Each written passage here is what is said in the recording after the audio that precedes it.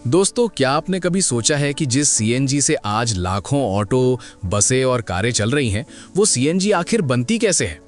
आज के समय में जब पेट्रोल और डीजल की कीमतें लगातार बढ़ रही हैं, तब एक ऐसा ईंधन भी है जो ना सिर्फ सस्ता है, बल्कि पर्यावरण के लिए भी काफी बेहतर माना जाता है, और वो है सीएनजी यानी कंप्रेस्ड नेचुरल गैस। लेकिन सवाल ये है कि ये सीएनजी आती कहाँ से है? क्या ये भी पेट्रोल की तरह जमीन के नीचे से निकलती है या इसे फैक्ट्री में बनाया जाता है? और सबसे बड़ी बात, आखिर ये गैस फ्यूल स्टेशन और गाड़ियों तक पहुंचती कैसे है? तो दोस्तों, आज की इस वीडियो में हम आपको शुरू से लेकर अंत तक सीएनजी बनने की पूरी डिटेल्ड प्रक्रिया आसान और मजेदार तरीके से समझाने वाले हैं।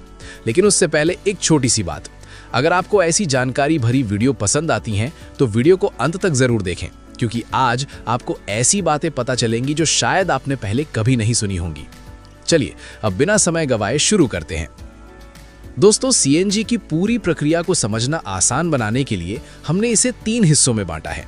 पहला, नेचुरल गैस, जो सीएनजी गैस का ओरिजिन है, वो प्राकृतिक गैस कहाँ से आती है और उसका फॉर्मेशन कैसे होता है। दूसरा, इस गैस को सीएनजी में कैसे बदला जाता है। और तीसरा, ये गैस पहले फ्यूल स्टेशन और फिर हमारे वाहनों तक कैसे पहुंचती है। तो सबसे पहले समझते हैं कि आखिर नेचुरल गैस बनती कैसे है। दोस्तों, नेचुरल गैस भी पेट्रोलियम की तरह एक फॉसिल फ्यूल है, यानी इसकी कहानी भी लाखों साल पुरानी है। बहुत समय पहले जब पृथ्वी पर जीव जंतु, पेड़ पौधे और समुद्री जीव रहते थे, तो किसी प्राकृतिक आपदा के कारण बड़ी आबादी की मृत्यु के बाद उनके अवशेष जमीन और समुद्र के नीचे दब जाते थे। समय के साथ इन पर मिट्टी और पत्थरों की कई परतें जमती चली गईं, जिसके कारण धीरे धीरे इन पर बहुत ज्यादा दबाव पड़ा और जमीन के इतने अंदर रहने के कारण गर्मी पड़ने लगी। अंदर ऑक्सीजन के अभाव में लाखों साल तक चलने वाली इस प्रक्रिया के कारण इन जीवों के अवशेष रासायनिक बदलावों से गुजरते हैं और अंत में ये नेचुरल गैस, क्रूड ऑयल और कोल जैसे ईंधनों में बदल जाते हैं। नेचुरल गैस में मुख्य रूप से मीथेन नाम की गैस होती है, जो कार्बन के 1 अणु और हाइड्रोजन के 4 अणु से मिलकर बना होता है, और ये बहुत ही ज्वलनशील यानी आसानी से जलने वाली होती है।